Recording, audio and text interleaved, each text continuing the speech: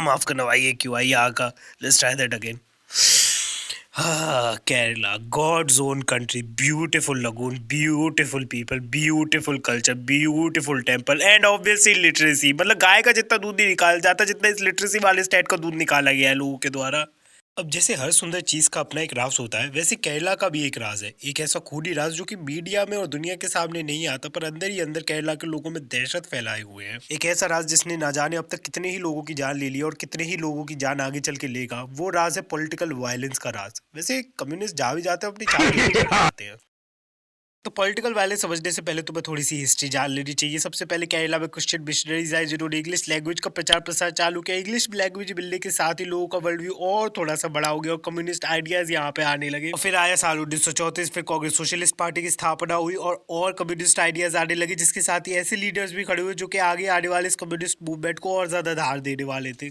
जैसे EMS, नंबूद्रीपाल, A K. गोपालन, और ये सब चल ही रहा था. तभी 1935 में स्थापना होती कनिष्क संगम की. और भाइयों बहनों, अब मिसाल बीत चुकी है उस चीज के बनने की जो कि आगे चल के बना CPI cell of Kerala in 1937 Calicut. EMS Namboodiripad याद होंगे तुम्हें, वो थे पहले president CPI cell of Kerala के. लेकिन अभी तो मामला सारा अनऑफिशियल है और ये सब सीपीआई लीडर्स को भी बहुत अच्छे से पता थी. इसीलिए फिर पिनेराई कॉन्फ्रेंस होती है इस सारे अनऑफिशियल मामले को ऑफिशियल बनाने के लिए, जिसके साथ ही कांग्रेस और कांग्रेस सोशलिस्ट पार्टी के कई सारे धड़े भी कम्युनिस्ट मूवमेंट के साथ मिल गए थे. और अब आता है एक ऐसा मुकाम जिसने इस पूरे कम्युनिस्ट मूवमेंट में एक स्पार्क का काम किया, पुन्नरा वयलयार मैसेकर. बेसिकली कम्युनिस्ट ने एक कैंप सेटअप किया था पुन्नरा वयलयार में ट्रेवनकोर के राजा के खिलाफ विद्रोह करने के लिए. फिर ट्रेवनकोर के राजा ने वहां पे अपनी आर्मी घुसा दी और एक बहुत बड़ा मैसेकर हो गया वहां पे, जिसके बाद कम्युनिस्ट मूवमेंट को काफी ज्यादा ताकत मिली. कट टू 1954 और वो फेटफुल दिन आता है जिस दिन कम्युनिस्ट की डेमोक्रेटिकली इलेक्टेड सरकार बन जाती है, which was the first of its kind in the world. क्योंकि डेमोक्रेसी और कम्युनिस्ट कभी भी साथ में नहीं जाते.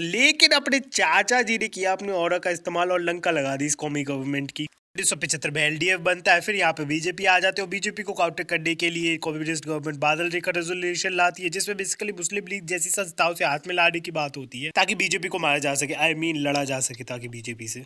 अब अगर किसी भी पार्टी को केरला की इस जंगल जैसी सिचुएशन में सर्वाइव करना है तो उस पार्टी को चाहिए वर्कर्स जो कि थोड़ी सी फैसिलिटीज के लिए उन्हें अपनी जान और गान दोनों दे सके. और केरला में ये सब मिलता है थैया कम्युनिटीज से. थैया कम्युनिटी बेसिकली एक बहुत ही ज्यादा मार्जिनलाइज्ड कम्युनिटी है जिन्हें अंग्रेजी शासन के बाद से ज्यादा कुछ अच्छी तरक्की मिली नहीं, ज्यादा कुछ फैसिलिटीज भी नहीं है इनके पास. इसलिए पार्टी से जुड़ के इन्हें फैसिलिटीज मिल जाती है थोड़ी बहुत, और इन भोली भाली पार्टीज को ह्यूमन मीट शील्ड मिल जाती है. क्योंकि अगर कुछ हो गया तो पिनराई विजयन थोड़ी दौड़ेगा सड़क पर छुरा लेके, मरने के लिए गरीब है ना. और ये सब केरला के चिवका ट्रेडिशन से बहुत ही मिलता जुलता है. चिवकास बेसिकली ट्रेन मार्शल आर्टिस्ट होते हैं एक राजा के अंडर, और जब भी किन्हीं दो राजा को लड़ाई करनी होती है या फिर एक दूसरे के ऊपर अपनी सुपीरियरिटी पोर्ट्रे करनी होती है तो वो अपनी सेना से एक एक चिवकार को चुनते हैं और फिर वो चिवकार एक दूसरे से लड़ते हैं और जिसका चिवकार जीत जाता है वो राजा जीत जाता है बेसिकली. अब केरला में पॉलिटिकल मर्डर्स की कहानी शुरू होती है वड्डिकल रामाकृष्णन जी के मर्डर से, जो कि आरएसएस के स्वयंसेवक थे और केरला में आरएसएस की रीच बढ़ाना चाहते थे. और अगर तुम्हें रीच बढ़ानी है तो क्या करोगे? नशे कराओगे ऑफ कोर्स. इसलिए वड्डिकल रामाकृष्णन जी ने खोली गणेश बीड़ी. जिससे होगा क्या, लोग बीड़ी पिएंगे तो उनमें आरएसएस की रीच बढ़ेगी और दूसरा लोग इस फैक्ट्री में काम करेंगे, वो सिर्फ काम थोड़ी करेंगे यू नो. और इससे सीपीआई को काफी जलन हुई.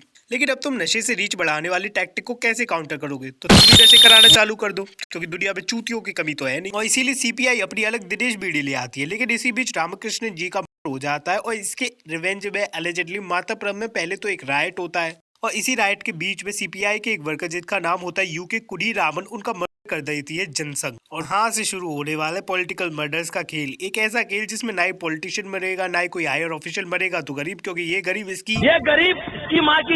और केरला में ऐसे ऐसे केस हुए ना, जैसे कुतुपरम फायरिंग जहाँ पे 5 लोग पुलिस की फायरिंग में मर गए थे. फिर सुजीत आरके का केस, इन्हें तो पाइप से इतनी बुरी तरह मारा गया था कि इनकी खोपड़ी टूट गई थी और फिर इनकी मृत्यु हो गई थी. शिवी भास्करन का case, murdered by N armed gang. TP Chandrashekhar, इन्हें 51 बार चाकू से गोद दिया गया था. सीवी धनराज, इन्हें इनके परिवार के सामने मार दिया गया था. और ये तो सिर्फ टिप ऑफ द आइसबर्ग है. असली सच्चाई तो इससे भी ज्यादा भयानक है. और ये सब काम होता है कोटेशन गैंग्स के थ्रू, जो कि पैसे लेके लोगों को मारने का काम करती है, स्मगलिंग करती है, वो अलग एडेड बोनस के तौर पे.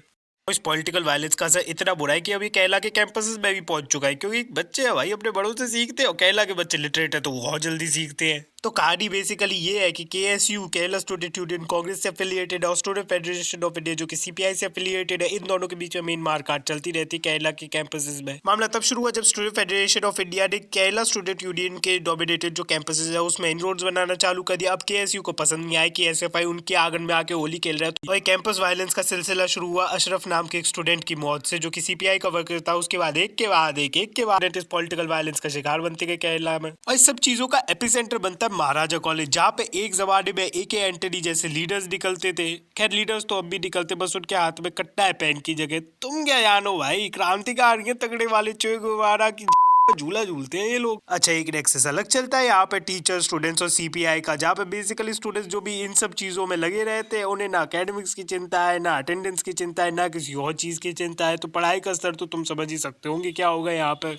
अच्छा, केरला में सारी वायलेंस का सेंटर बनता है कन्नूर। वैसे कन्नूर का नाम श्री कृष्ण के नाम पे रखा गया है, क्योंकि मलयालम में कृष्ण जी को कहते हैं कन्नन, और जो प्लेस होता है उसको मलयालम में कहते हैं उर, तो मतलब कृष्णास प्लेस। वैसे कन्नूर शुरू से ही पॉलिटिकली काफी एक्टिव रहा है। गांधी जी ने भी एनसीएम के समय यहाँ पे दौरा किया था। वैसे कन्नूर की कहानी जाके परशुराम जी से भी जुड़ती है कि कैसे परशुराम जी ने नंबूदरी ब्राह्मण्स को यहाँ का लैंड का कंट्रोल दिया था, जिसकी वजह से यहाँ का लैंड का कंसंट्रेशन नंबूदरी ब्राह्मण्स के पास ज्यादा हो गया, जिसकी वजह से सीपीआई काफी ज्यादा कामयाब हो गई यहाँ पे एक मजबूत बेस बनाने में। और मजबूत बेस भी ऐसा भाई साहब कि किसी की बूता नहीं की यहाँ पे कुछ कर ले।